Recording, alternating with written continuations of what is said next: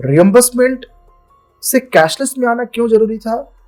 कि जब मुझे प्रॉब्लम हुई, अब मैं हॉस्पिटल जाऊंगा तो मुझे तो उस समय खर्च करना है, एंड बाई एनी मीन अगर मुझ पे पैसे नहीं है उस समय पर तो लोगों के घर बिक जाते थे। तो अब बाद में पैसे मिल रहे हैं, जब उस समय घर बिक गया किसी का, उसके बाद आपने पैसे दिए तो उस पैसे का फायदा क्या है?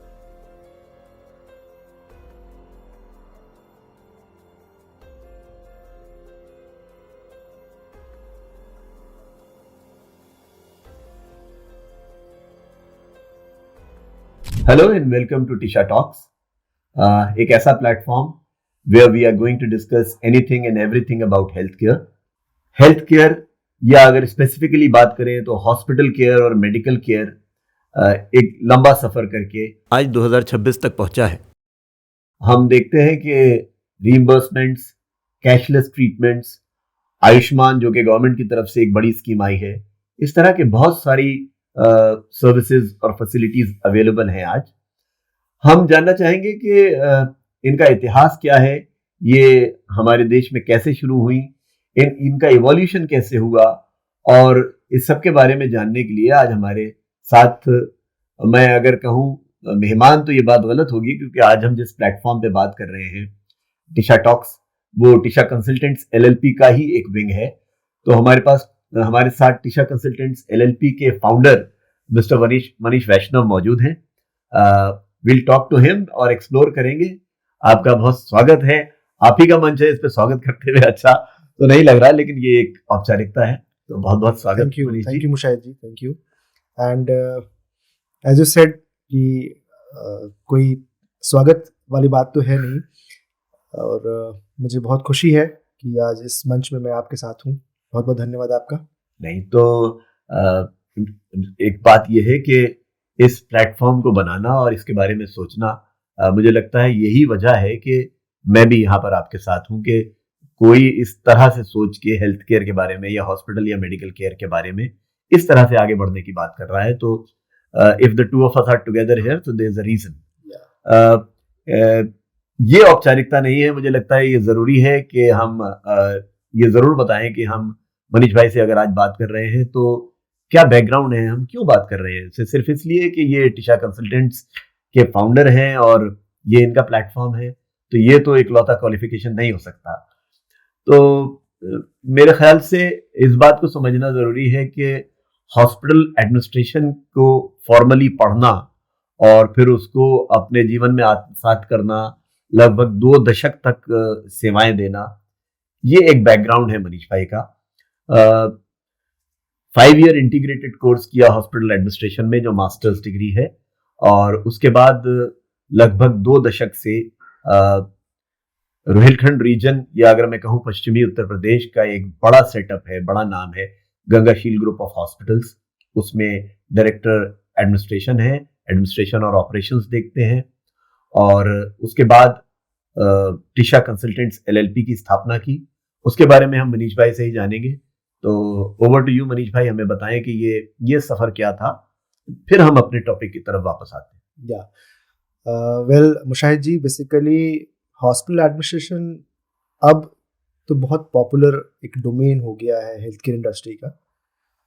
मैंने 2005 में अपना मास्टर्स किया था देवी हल्लिया विश्वविद्यालय से। तो that was the only apex institute in India जहाँ पर integrated 5 year bachelors and masters का कोर्स होता था हॉस्पिटल एडमिनिस्ट्रेशन का। So I am being honored for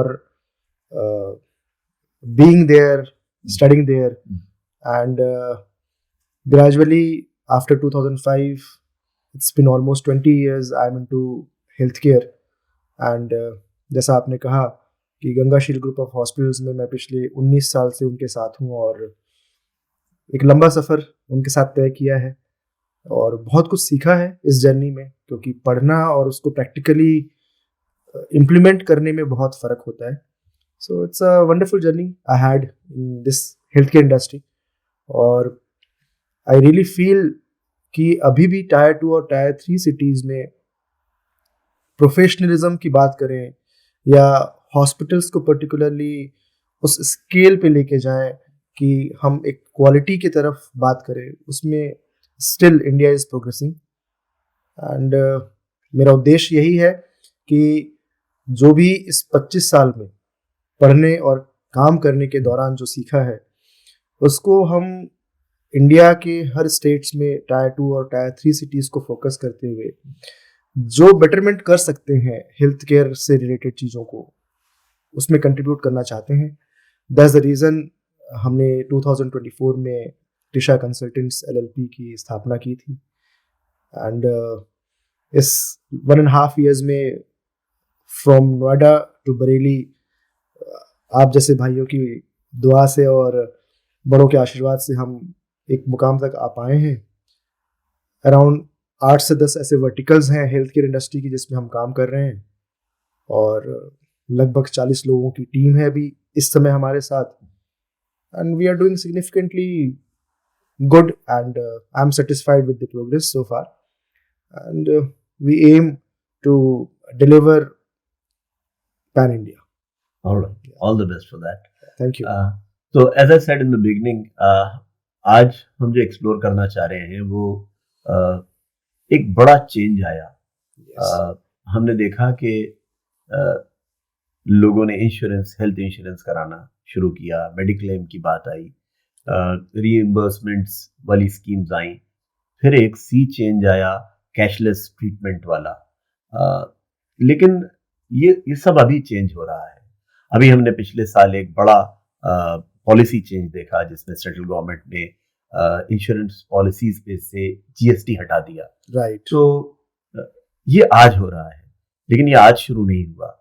हम ये समझना चाह रहे हैं कि इसकी हिस्ट्री क्या है, इसका ओरिजिन क्या था, कैसे ये संभव हुआ कि कोई शख्स अपने घर से या जहां भी उसको कहीं चोट हुई या तकलीफ हुई और वो हॉस्पिटल जाता है और बिना पैसे जेब में लिए जाता है और इलाज शुरू कराता है।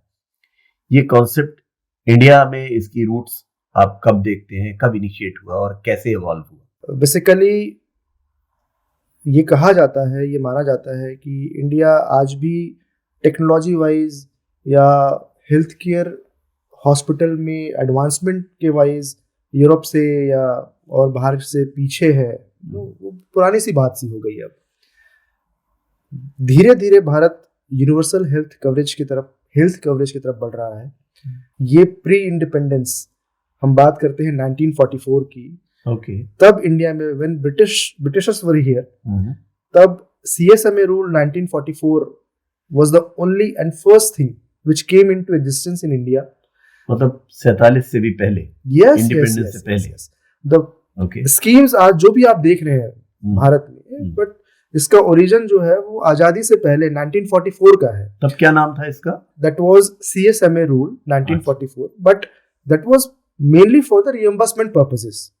ओके। कैशलेस नहीं था वो।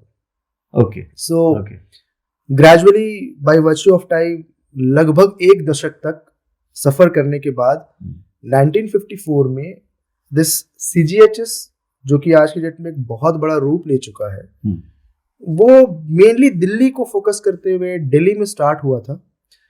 और कहा जाए कि आज के डेट में जितनी भी स्कीम्स अवेलेबल हैं, तो उसमें से जो prominently established the first one अगर आप कहें after CSMA rule, so it was CGHS, जैसे हम सेंट्रल गवर्नमेंट हेल्थ स्कीम भी कहते हैं। सो ये 1954 में दिल्ली से स्टार्ट हुआ with around 16 dispensaries over there, और धीरे धीरे चलते चलते आज का ये समय है कि CGHS लगभग 80 सिटीज में मतलब ऑपरेशनल है। 80 सिटीज में ऑपरेशनल है का मतलब क्या भारत की सारी सिटीज में CGHS आज भी नहीं है? नहीं, बेसिकली CGHS क्या है, अगर मैं इसके बारे में कुछ बताऊं तो गवर्नमेंट ने क्या, this is a body under ministry of health and family welfare, जो किसी एक छोटे से प्लेस से 1954 में स्टार्ट हुआ।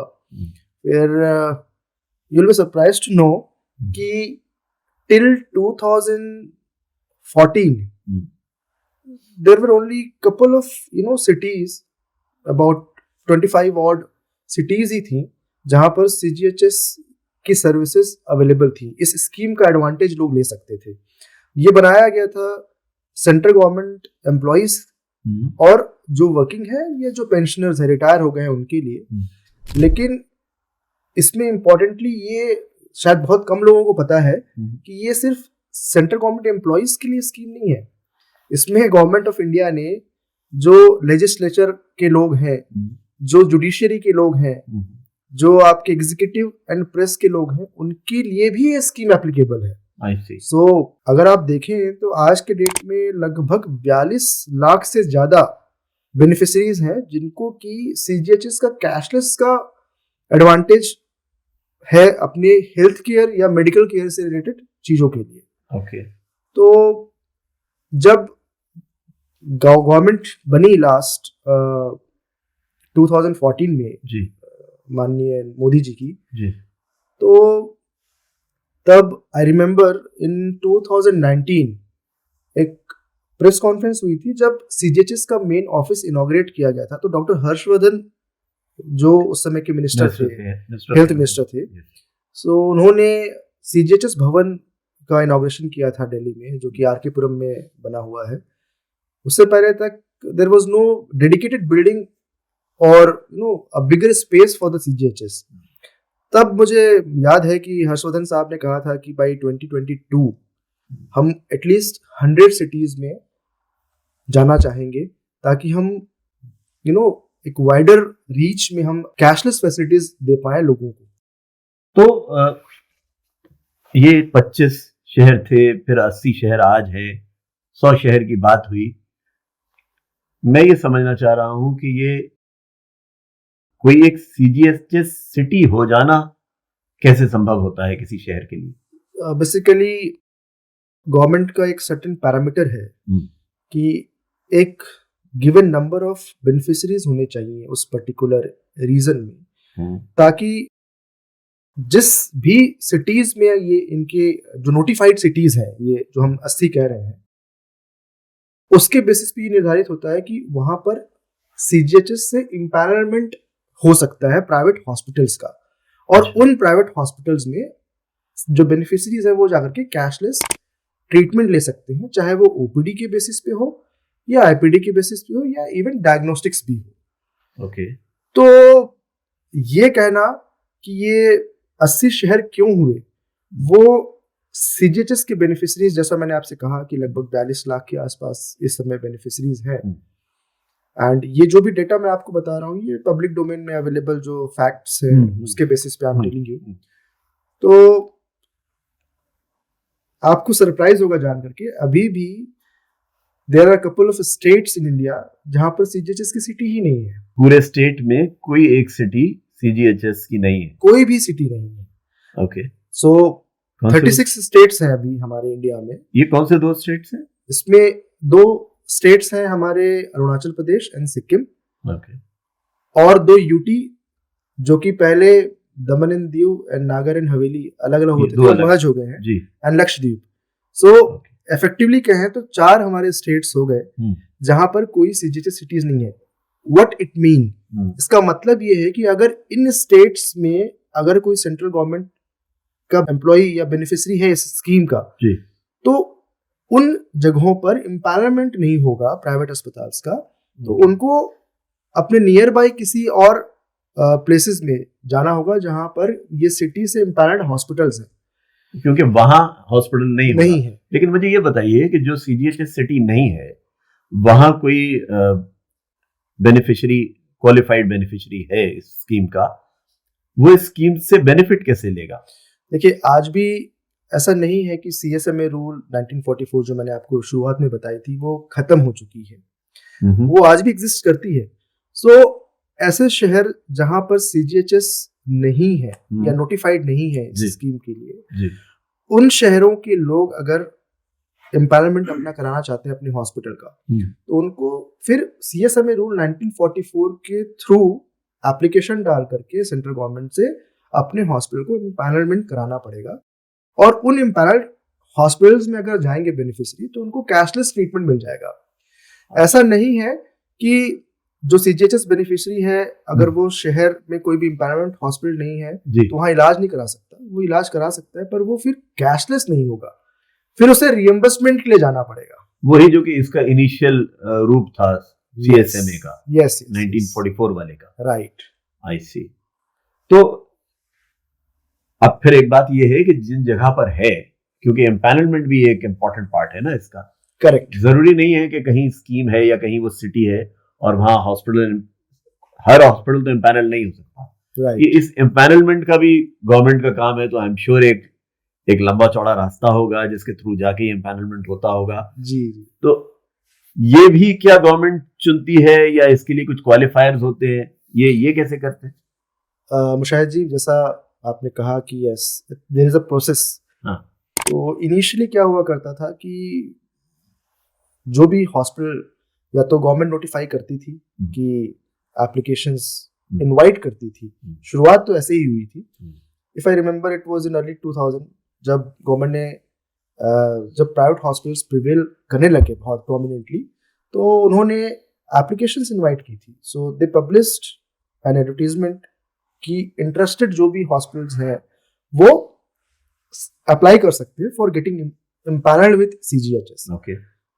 आज की डेट में ऐसा हो गया है कि सेंट्रल गवर्नमेंट ने बाय वर्च्यू ऑफ टाइम ये मैंडेटरी कर दिया है कि आपका हॉस्पिटल एनएबीएच होना चाहिए, फाइनल लेवल एक्रीडिटेड, जो कि एक एपिक्स बॉडी है for controlling and improving the quality of hospitals and medical services in India. जैसे हम national accreditation board for hospitals and health care providers भी कहते हैं, NABH, which is a body under QCI Delhi में। And या तो आपका hospital NABH final level accredited होना चाहिए, या आपको सेपरेट एक QCI का CGHS के लिए एक सर्टिफिकेट लेना पड़ता है। तो उसमें उनकी एसएसएस की टीम आती है, आपके हॉस्पिटल को असेस करती है, and they will certify that's you are qualified for applying for CGHS। सादे शब्दों में अगर मैं समझूं तो बात यह है कि अगर आप NABH या QCI सर्टिफाइड नहीं है तो you can not get empanelled in CGHS। नहीं, let me correct you Mushahid ji. If you want to get empaneled with CGHS, it's not only NABH or QCI. There is one more body called QAI, which stands for Quality Accreditation Institute, which is based at Noida. That is also one of the body in India. अगर आपने CGHS empanelment का certification उनसे लिया है, तो then also you become eligible for getting CGHS empanelment. That organization is also approved by Ministry of Health and Family Welfare for CGHS empanelment. Likewise, जैसा हम बात कर रहे थे कि NABH अगर आपका हॉस्पिटल है तो you become eligible for getting CGHS empanelment, और एल्स आपको नॉन NABH कैटेगरी में अप्लाई करना होता है, जिसमें या तो आप QCI से CGHS का सर्टिफिकेशन ले लीजिए which is quality council of India, या फिर आप QAI के थ्रू भी कर सकते हैं। So to be precise and to be have to have more clarity on it, या तो आप NABH होंगे या QCI से कराएंगे या QAI से कराएंगे। सो यू गॉट 3 ऑप्शंस जहां जिसके थ्रू आप CGHS empanelment के लिए एलिजिबल हो जाते हैं। राइट, ये एक क्राइटेरियन है इसका, ये क्राइटेरिया है। और ये ग्रेजुअली धीरे धीरे गवर्नमेंट इस बात पे फोकस करती जा रही है। देयर वाज एन एरा जब बहुत बड़ा गैप था। अगर हेल्थ केयर हॉस्पिटल्स की हम बात करें तो पॉपुलेशन में कितने आबादी में एक अस्पताल होना चाहिए या पर बेड कितने पॉपुलेशन को कैटर कर रहा है, there was a huge gap, there was an era. तो गवर्नमेंट ने फोकस किया कि नंबर्स फटाफट बढ़ाए जाए। सो क्वांटिटी पे काम किया गया कि ज्यादा बेड्स बढ़ जाएं, ज्यादा अस्पताल बढ़ जाएं। Now government is focusing upon quality भी इक्वली बढ़े, क्वालिटी भी इम्प्रूव करे। और एक जो इंटरनेशनल बेंचमार्क है, जैसे मैंने आपसे कहा कि इंडिया में NABH एक बॉडी है, बट वो अपने मन से कुछ नहीं बनाती। So there is a body called ISQA, international society of quality accreditation. So that's a body जो इंटरनेशनली ये डिफाइन करती है कि क्या क्वालिटी होनी चाहिए। So along with WHO they work very closely for defining various policies, protocols, standards. ये अंतरराष्ट्रीय स्तर पर मानक निर्धारित किए जाते हैं जिनको अलग अलग देशों में अलग अलग बॉडीज अपने यहाँ इम्प्लीमेंट करने के लिए प्रोसेसेस बनाती है। ओके, तो दैट वे इंडिया की अगर बात करेंगे तो इंडिया में NABH वो बॉडी है जो hospitals and health care system की क्वालिटी को बेटर करने के लिए काम कर रही है। सो CGHS एक्चुअली में बहुत एक बड़ा ऑर्गेनाइजेशन हो गया है। ऑल्दो जैसा आपने शुरुआत में कहा था कि पोस्ट कोविड बेसिकली लोगों को समझ में आया कि हेल्थ केयर में अगर आपके पास कोई इंश्योरेंस नहीं है या कोई स्कीम नहीं है Vulnerable तो हो पूरा जाते का हैं। पूरा फैमिली डिस्ट्रॉय हो जाता है। जी so that's affordability is a big question. Reimbursement से कैशलेस में आना क्यों जरूरी था कि जब मुझे प्रॉब्लम हुई अब मैं हॉस्पिटल जाऊंगा तो मुझे तो उस समय खर्च करना है, एंड बाई एनी मीन अगर मुझ पे पैसे नहीं है उस समय पर तो लोगों के घर बिक जाते थे। तो अब बाद में पैसे मिल रहे हैं, जब उस समय घर बिक गया किसी का, उसके बाद आपने पैसे दिए तो उस पैसे का फायदा क्या है? मेरे ख्याल से So- ये इस पे तो हमें जो वो प्राइवेट मेडिक्लेम और कैशलेस वाली जो स्कीम्स है उन पर अलग से बात होनी चाहिए कि कैसे उनमें Yeah, ग्रोथ आई। और मेरे ख्याल से इस पे भी एक डिस्कशन बनेगा कि जीएसटी हट जाने के बाद क्या फर्क आया है। एक्चुअली में बिल्कुल आपने सही कहा मुशाहिद जी कि अगर हम सारे स्कीम्स को आज इस हाँ जगह पे बात बात करने सही पे है। आएंगे तो ये पॉडकास्ट बहुत बड़ा हो जाएगा।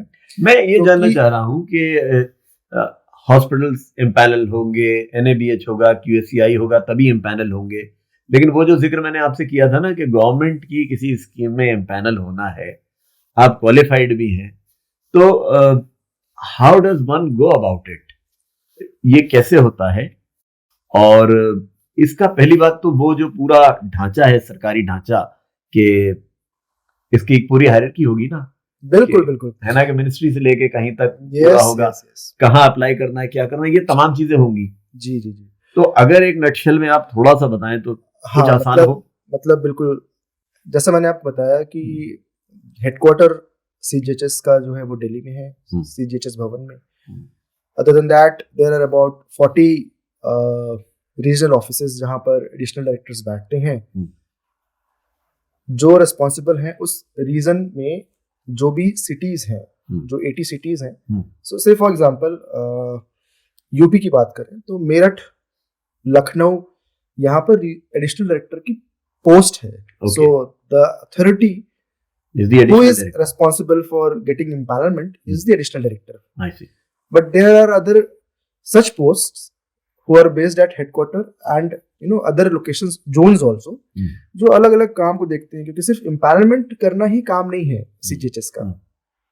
इनके round about 330 plus wellness centres हैं इंडिया में, जहां पर सीएमओ कैडर का बंदा बैठता है जो कि मेडिको होता है, जो पहले डिस्पेंसरीज होती थी, now they are being called as wellness centres.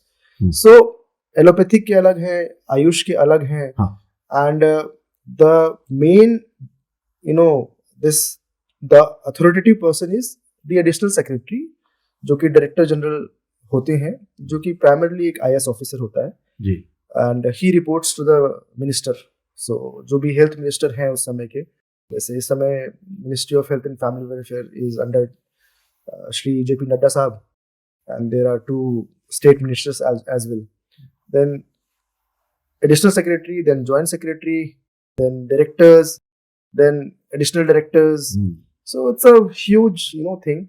अगर किसी भी हॉस्पिटल को empanelment करना है तो उसको there is a form, वो अवेलेबल है CGHS की वेबसाइट पे, वहाँ से डाउनलोड करना होता है और वो फॉर्म अपना गिवन अटैच्ड डॉक्यूमेंट के साथ में, जिसमें स्टैट्यूटरी लीगल लाइसेंसेस होते हैं सारे, और वो लीगल लाइसेंसेस आपके पास अगर QCI और NABH है तो वो बॉडी ऑलरेडी इस चीज को वेरीफाई कर चुकी होती है कि आपके पास सब है, तो वो CGHS को वेरीफाई नहीं करना पड़ता। अच्छा, री-वेरिफिकेशन नहीं, वो डॉक्यूमेंट्स ही काफी है, वो डॉक्यूमेंट्स ही काफी हो जाती है, क्योंकि NABH का सर्टिफिकेट मिलता ही उसे है जिसके ये सारे पेपर्स पूरे हों।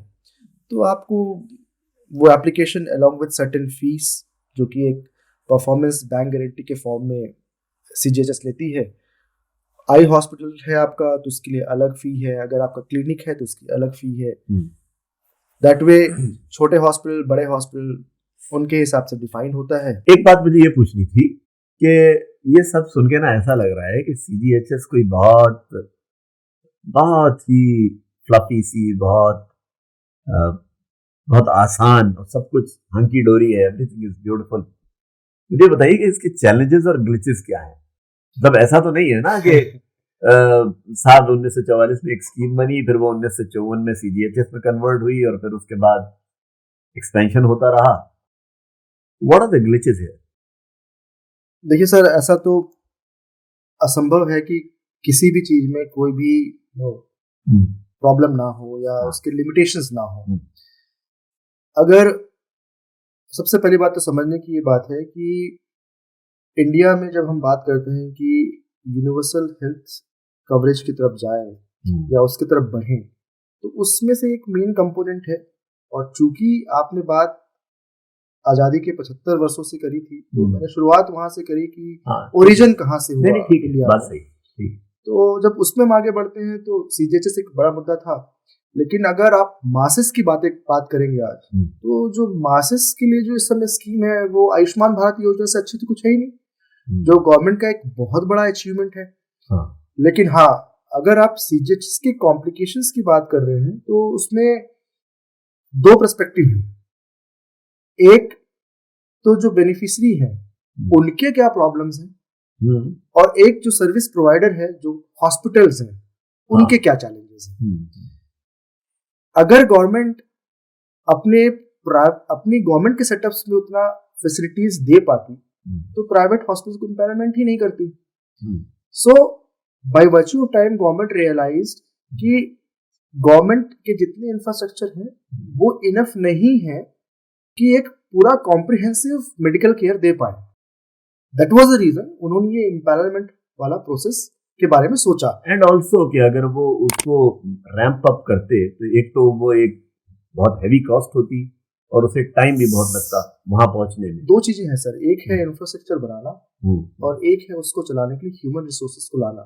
तो having doctors and other nursing staff, technical staff, it's a big cost involve factor. तो चैलेंज की बात जैसा आप कह रहे थे, तो इसमें मैंने आपसे कहा दो पार्ट है। एक तो बेनिफिशियरी के पर्सपेक्टिव से क्या प्रॉब्लम है, दूसरा सर्विस प्रोवाइडर हॉस्पिटल उनके पर्सपेक्टिव से क्या है। तो बेनिफिशियरीज के लिए क्या है कि they have to go to dispensary, वहां जाएंगे, वहां पर वो रेफरल लिखवाएंगे, फिर वो उस इम्पैक्ट हॉस्पिटल पे जाएंगे। इनिशियली क्या हुआ करता था कि जो रेट्स इस स्कीम में डिफाइंड थे कि किस ट्रीटमेंट में क्या पैसा दिया जाएगा, ओपीडी कंसल्टेशन का क्या पैसा दिया जाएगा, ये डिफाइंड किया हुआ था, जैसे पैकेजेस आयुष्मान में कहते हैं। या इसमें भी सारे पैकेजेस थे। 2025 अक्टूबर में अब जाकर के रेट उस लेवल पे रिवाइज हुए हैं जहां पर हॉस्पिटल्स थोड़े कंफर्टेबल महसूस कर रहे हैं। अदरवाइज आपने शायद सुना भी होगा कि मेट्रो सिटीज की मेजॉरिटी ऑफ कॉर्पोरेट हॉस्पिटल तो रिफ्यूज कर देते थे। अब आपने एम्पावरमेंट तो कर दिया, लेकिन अगर वहां पर उनको वो प्रिविलेज ट्रीटमेंट नहीं मिल रहा है या उनको उस नजरिए से नहीं देखा जा रहा है जो एक कैश के पेशेंट को देखा जा रहा है, तो ये उस बेनिफिशियरी के लिए कहीं ना कहीं इमोशनल सेटबैक था, ये रोड ब्लॉक था।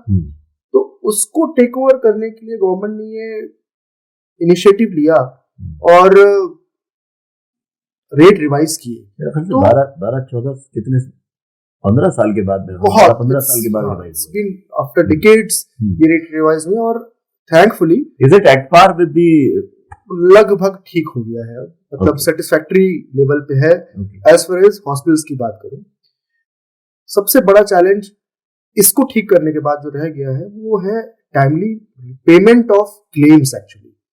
सो आपने बहुत बार सुना होगा कि हॉस्पिटल ने मना कर दिया कि अब हम पेशेंट नहीं लेंगे। उसके पीछे रीजन ये था कि करोड्स, हंड्रेड्स ऑफ करोड़ पैसे जो है वो पेंडिंग है पेमेंट के लिए। एक तो रेट कम होना और कम के बाद इतना डिलेड पेमेंट होना। सो हॉस्पिटल के लिए इंस्टीट्यूशन को रन करना बिकम्स डिफिकल्ट, क्योंकि उसके एक्सपेंडिचर्स तो खत्म नहीं हो रहे हैं। उन्हें स्टाफ को सैलरी देनी है, डॉक्टर्स को पेमेंट देना है, इलेक्ट्रिसिटी के बिल पे करने हैं एंड सो ऑन। वो तो उन्हें मंथली बेसिस पे करना ही करना है। अगर आपका पेमेंट 4 महीने 6 महीने तक डिले हो गया या धीरे धीरे करते पता चला कि करोड़ ऑफ अमाउंट किसी एक हॉस्पिटल का फंस गया, बैकलॉग बन गया, तो वो फिर हॉस्पिटल हैंडीकैप्ड हो जाता है। तो मतलब ये कि half the problem is seemingly solved. Yes, मतलब अभी रेट्स रिवाइज हो गए हैं, करेक्ट। उनके क्या असर होंगे वो तो आई थिंक अभी ये कब हुआ है, अक्टूबर लास्ट ईयर 2025। तो भी I think we need to be patient to see कि उसका असर कितना पड़ा। हाँ मतलब, लेकिन being insider, being into health care hospital में होने की वजह से बात होती ही है फेलो कलीग्स से, तो people are satisfied as of now as far as rates are concerned. इसमें भी कुछ कैटेगरीज हैं? यस यस यस, इसमें बेसिकली जो पैकेज के रेट होते हैं, they are defined for semi private ward and उसके बाद एंटाइटलमेंट बने हुए हैं। So there is a salary slab scheme है क्या बेसिकली सीजीएचएस। तो जो सेंट्रल गवर्नमेंट सॉरी मैं आपको इंटरप्ट कर रहा हूँ, फिर तो ये टू प्रॉन्ग क्वेश्चन हो गया। अभी जो आप बता रहे हैं वो बता रहे हैं कि बेनिफिशियरी के स्टेटस से, जो उसकी सैलरी है, जो उसका स्टेटस है, उससे आई वाज आस्किंग, तो अब सवाल दो हो गए। I was asking from the perspective of the cities. मतलब मैं ये इमेजिन करूं कि जहां हम बैठे हैं बरेली में, पश्चिमी उत्तर प्रदेश में, और उत्तर प्रदेश की राजधानी में या किसी और बड़े शहर में भी अंतर है। Yes, so to answer your question, जैसा मैंने आपको बताया, बेनिफिशरीज अलग अलग कैटेगरी में है किसी भी सेंट्रल गवर्नमेंट में, whether it is the junior level employee to level 12 और 13 स्केल एम्प्लॉय और may be further. So starting from 250 to 1000 rupees तक का पेमेंट डिडक्ट होता है उनकी सैलरी से for this scheme, and they become entitled for getting cashless और facility और may be the reimbursement from somewhere else also. जो आप सवाल दूसरा कर रहे थे, उसमें सीजीएचएस ने 3 कैटेगरीज में बांटा है इस रिवीजन के बाद। तो उसमें एक्स वाई जेड करके उन्होंने 3 कैटेगरीज में अलग अलग जो शहर हैं, उनको एबीसी नहीं है, एक्स वाई जेड है। तो as you said, Bareilly falls under tier 2 cities and वो वाई कैटेगरी का रेट है। तो उसमें रेट में 10% 15% तक का फर्क है डिपेंडेंट अपॉन सिटीज।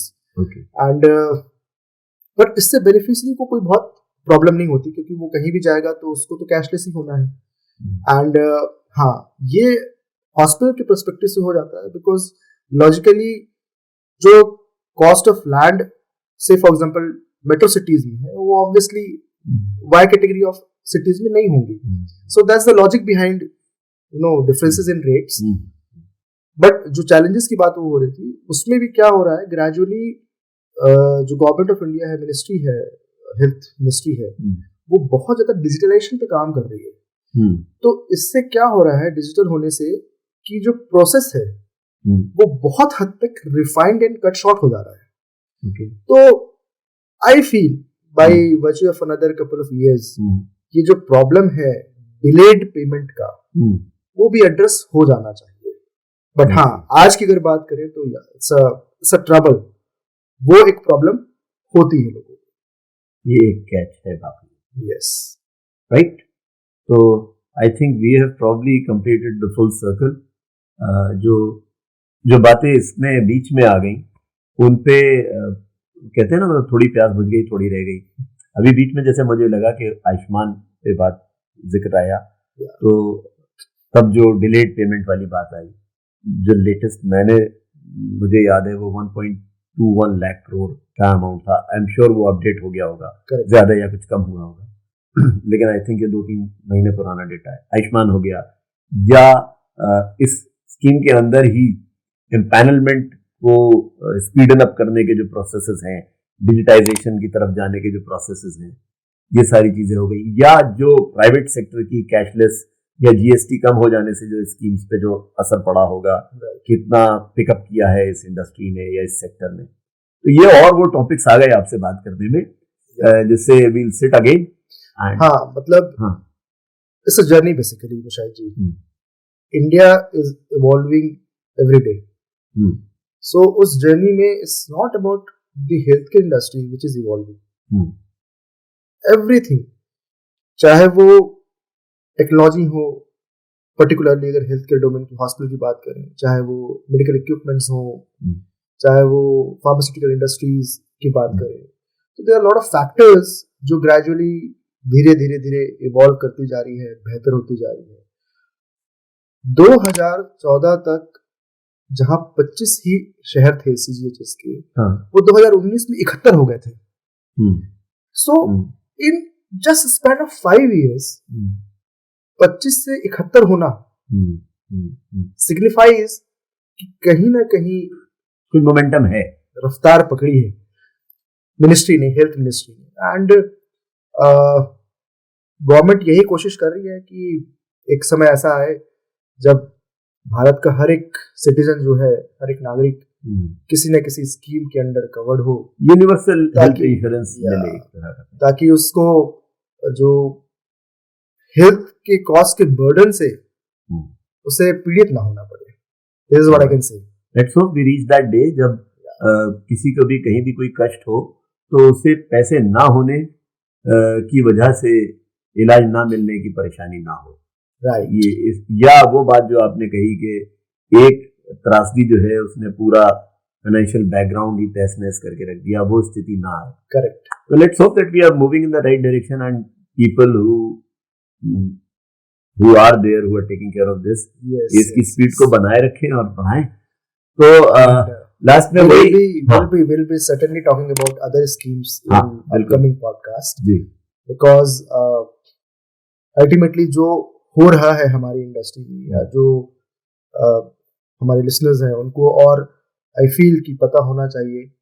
अब जब बात करते हैं हम इस इंडस्ट्री की, तो there are quite a young hospital administration aspirants जो पढ़ रहे हैं, जो आगे हैं। मैंने आपसे कहा कि when I did this course, India में लिमिटेड कॉलेज थे, there are ample of colleges. So whether it is a nurse, whether it is a technician, whether it is a doctor, hospital owner, हर इंसान जो उस hospital का हिस्सा है वो इन schemes को ऑफनली सुनता है या कल सुनेगा। तो they should know what is it all about. जितना सिर्फ सुनने में लगता है उतना है नहीं, चाहे वो आयुष्मान भारत योजना हो, चाहे वो अदर इंश्योरेंस या TP की बात हो। So it's a process actually. तो जो एक रूल था CSMA रूल, वो अब रूल ना होगा कि एक स्ट्रक्चर्ड एक स्कीम बन गई है। सो that's a long way we've come. Let's hope that we sail through, right? तो असल में औपचारिकता तो ये थी कि मैंने शुरू किया था, तो मैं कहूँ ठीक है, अब आप लोग प्लीज इसे क्या क्या कहते हैं, सब्सक्राइब कीजिए, लाइक कीजिए। लेकिन आई थिंक ये काम आज आप ही कर दीजिए। Thank you to listening to us and we hope to bring lot of informative content for you guys. और हमको फॉलो करने के लिए नीचे दिए गए लिंक को लाइक करें, सब्सक्राइब करें, फॉलो करें, so that we can bring more such information, whether it is related to medical equipment, whether it is related to industry, whether it is related to education industry pertaining to healthcare, जिसमें कि medical colleges, nursing colleges, Ayurvedic medical colleges, pharmacy colleges and so on. And it's not about India. We'll try to bring you the content globally, जो कैसे इस industry में कहाँ क्या हो रहा है, उसे हम कैसे और बेहतर कर सकते हैं। And thank you for watching. See you soon. Thank you.